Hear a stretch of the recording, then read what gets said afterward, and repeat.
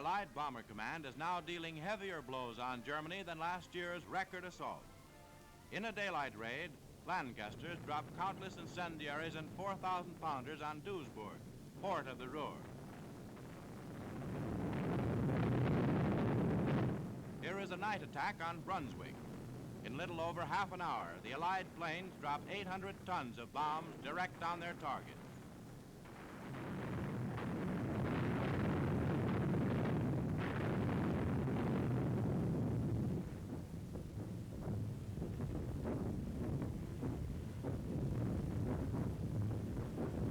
Fires below reveal their accuracy.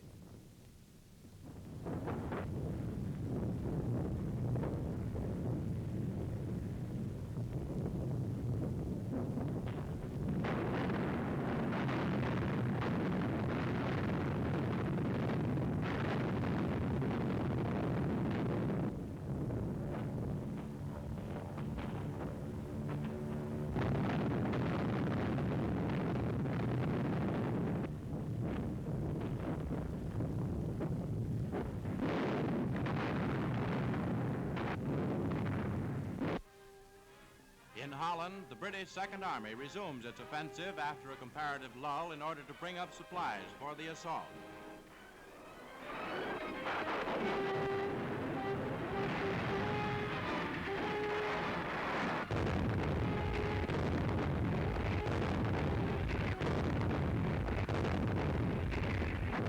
Trapping the Germans near the mouth of the Scheldt, the British and Canadians slog ahead on three fronts.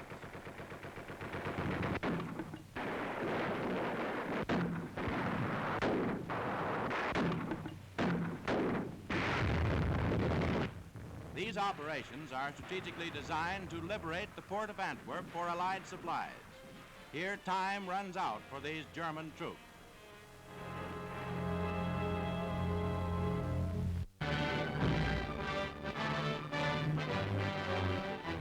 This miracle of modern warfare is the man-made portable harbor off Arromanches in Normandy.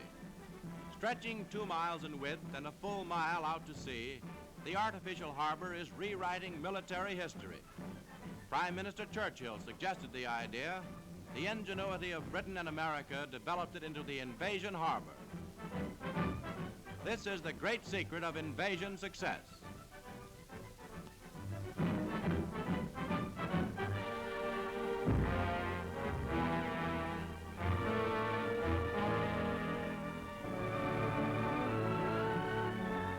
For 100 miles across the channel, concrete caissons are towed.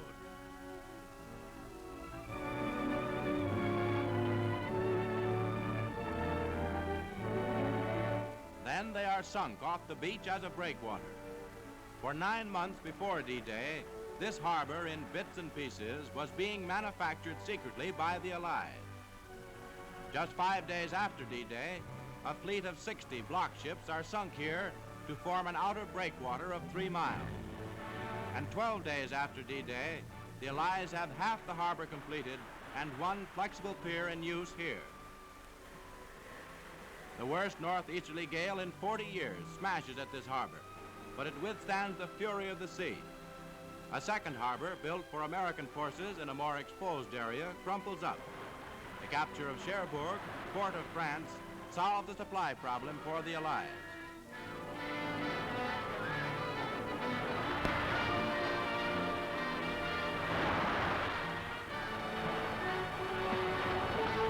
Smashing seas during the gale carry pier equipment to the bottom, but the work continues.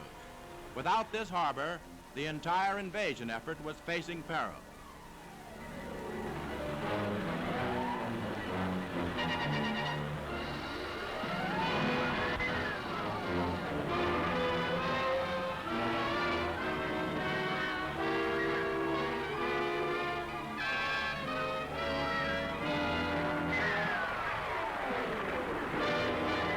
Supply ships and landing craft were carrying men and guns to battle in Normandy.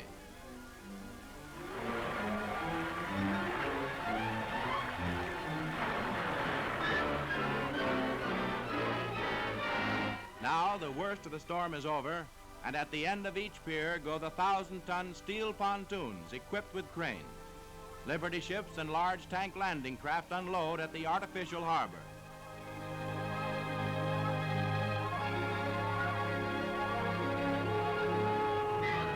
Men and tons of supplies for the Allied armies of liberation pass through this harbor.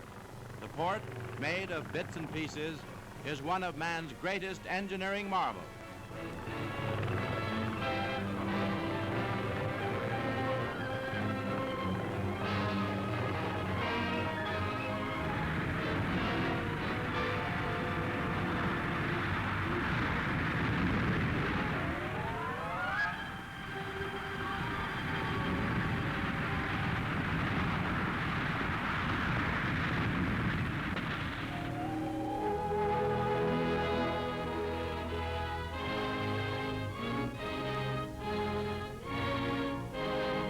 The harbor, helping to bring defeat to the enemy, is a tribute to Allied ingenuity and cooperation.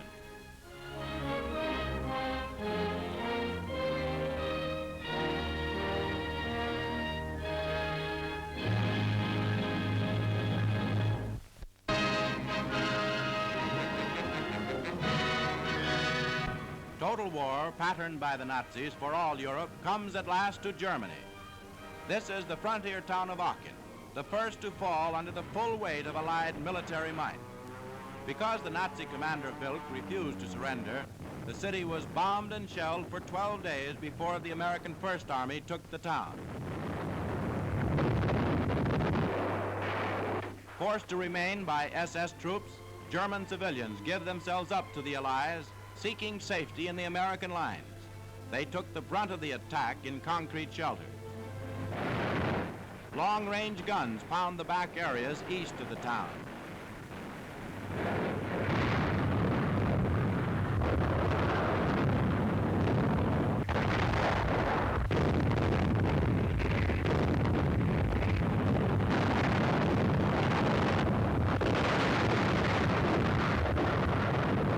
Moving in, General Hodge's infantry troops fight in the streets for a week in a grim house-to-house battle. White flags appear outside a few buildings, but the battle is fierce for every yard.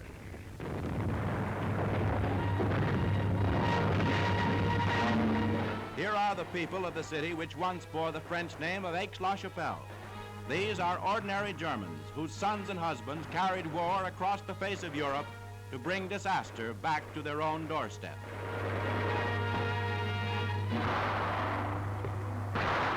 Tanks bulldoze their way through buildings where Nazi roadblocks bar the streets.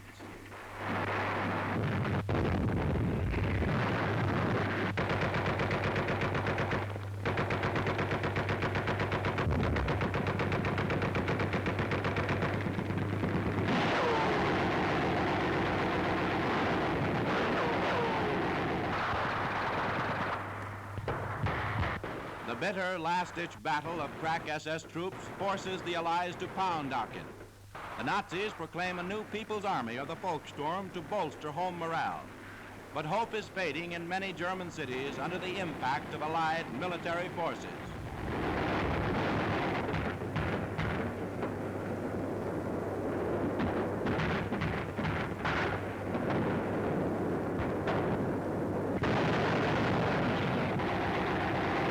After the battle, the German civilians leave their shelters. 7-foot walls and Nazi guns no longer protect them from the war wheeling back on Germany.